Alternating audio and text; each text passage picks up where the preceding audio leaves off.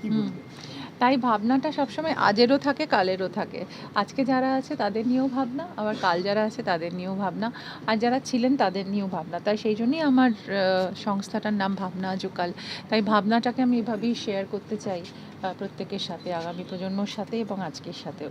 তো আমি মনে করি যে নতুনদের মধ্যে অনেক স্পৃহা থাকে, অনেক উত্তেজনা থাকে, অনেক ট্যালেন্ট থাকে, কিন্তু হয়তো কখনো তাদের সুযোগ করে দেওয়ার জায়গাটা থাকে না। কিন্তু আমি মনে করি যদি আমি তাদের মধ্যে একজন হই যে সুযোগ করে দিতে পারি এবং পারার ক্ষমতা রাখি, তাহলে আমি সেটা করতে চাই।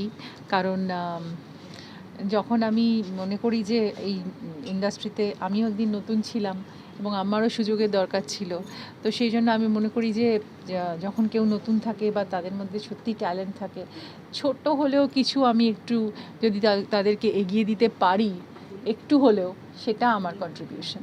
তো সেইভাবেই আমি ভেবে এসেছি, সেভাবেই আমি কাজ করে চলেছি নিরন্তর। তো করে যাব যতদিন থাকবো। কারণ আমরা এখানে সৃষ্টি করতেই এসেছি, তো সৃষ্টির মধ্যে দিয়ে বেঁচে থাকতে চাই। তাই সৈকত, সুমন এবং ওদের পুরো টিম, দ্য ফ্যান্টাস্টিক টিম, ওরা খুব সুন্দর সুন্দর কাজ করছে এবং আগামী দিনে আরও ভালো ভালো কাজ করবে এবং অনেক অ্যাওয়ার্ডের জায়গা থেকে ওরা মানে সাড়া পেয়েছে। তো ফলে আই এম ভেরি হ্যাপি।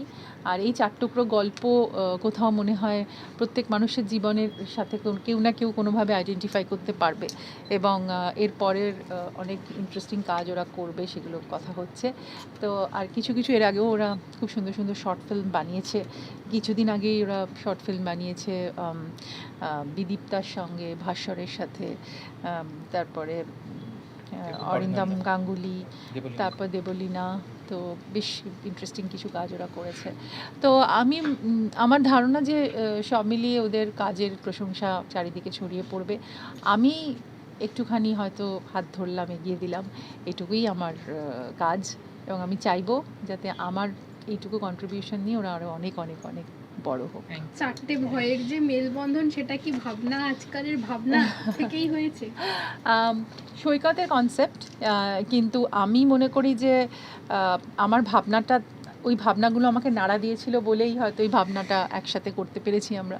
তারপর আমিও কিছু কিছু সাজেশন ওদের দিয়েছিলাম, ওরাও আমার সাথে মিউচুয়ালি এগ্রি করেছিল এবং মনে হয়েছিল যে তাহলে একসাথে এই কাজটা করতে পারি। এবং খুব সুন্দর সুন্দর অভিনেতা অভিনেত্রীদের পেয়েছি যারা যারা যারা খুব একটা সচরাচর এখনও সেইভাবে খুব বেশি অভিনয় করেন না, কিন্তু এই ছবির পর থেকে হয়তো আরও বেশি বড় জায়গায় যাবেন। এবার রঞ্জিতদা অনেক ভেটেরান, অনেক কাজ করেছেন।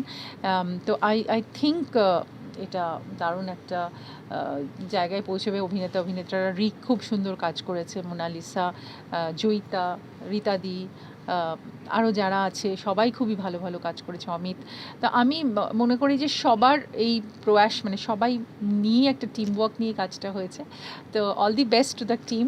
আর এই ছবি আরও বড় জায়গায় আমরা দেখাবো, চেষ্টা করব।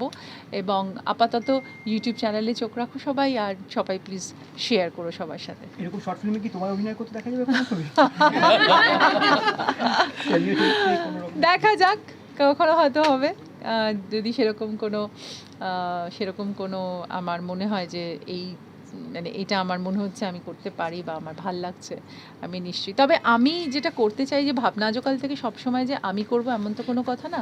আমি চাই ভাবনা আজকাল থেকে আরও অনেক কাজ হোক, যেগুলোতে আমি না থাকলেও সেই কাজগুলো আরও সুন্দর সুন্দর হবে আর কি। সেরকম কাজও আমার করার ইচ্ছে, কারণ ভাবনা আজকাল সবার ভাবনা নিয়ে কাজ করবে, শুধু আমার না।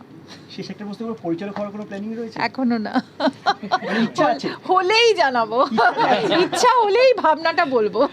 প্রত্যেকটা ছবি আমরা কিছু চারটে বিষয়, একটা হচ্ছে ভালোবাসা, ভরসা, ভয় এবং ভুল। এই চারটে বিষয় নিয়ে ঋতুদির সাথে কথা হয়েছিল, দিদির সাথে। দিদি এই বিষয়গুলোকে নিয়ে গল্প করার কথা ভাবলেন। তো সেইগুলোকে নিয়েই গল্প করা, কিভাবে ভরসা একজনের ওপর রাখা যায়, সে যেই হোক, সে ভরসা রাখলে অনেকটা তার মনে জোর পাওয়া যায়। ভালোবাসা তো রয়েছেই, ভালোবাসার মধ্যে অনেক কিছুই থাকে, অনেক ওঠাপড়া সব কিছুই থাকে। তার সাথে মানুষের জীবনে কিছু ভুল থাকে, সেই ভুলগুলোকে যদি কাটিয়ে ওঠা যায় তাহলেও এগিয়ে চলা যায়। এবং তার সাথে ভয়টা আমাদের একটা অদ্ভুত রকম ব্যাপার, সেটা কখনো আমরা হয়তো মিথ্যে কোনো কিছুকে ভয় পাই, আবার কখনো এমন কিছু ঘটনা ঘটে থাকে যে আসল জিনিসটা আমাদের চোখের সামনে হয়তো অন্যভাবে আসে, সেখানে হয়তো ভয়টা কাজ করে না। তো এইরকম চারটি বিষয় নিয়ে আমরা ছবি করেছি। দর্শকরা ছবিগুলো কোথায় পাবে? ঋতুপর্ণা সেনগুপ্তের যে অফিসিয়াল ইউটিউব চ্যানেল আছে, সেই চ্যানেলেই রিলিজ করবে, এই চারটে ছবি রিলিজ করবে। সেটা দিদি বলবেন, আরও বিস্তারিত বলবেন। দর্শকদের উদ্দেশ্যে কি বার্তা দেবেন? বার্তা বলতে, যে চারটি ছবি আমরা বানিয়েছি সেই চারটি ছবির মধ্যে প্রত্যেকটা ছবিতেই কিছু না কিছু বার্তা রয়েছে। সেটা চিত্রনাট্য হিসেবে হয়তো অনেকে একটু ভালোভাবে যদি ছবিগুলো না দেখে তাহলে হয়তো বার্তাগুলো বোঝা যায় না, কিন্তু আমার মনে হয় ছবিগুলো দেখলে অনেকেই ভালো লাগবে, এবং যে বাস্তব কিছু জিনিস আমরা তুলে ধরার চেষ্টা করেছি সেটা হয়তো মানুষ দেখলে হয়তো নিজের সাথে কোথাও না কোথাও কোনো ব্যাপারে হয়তো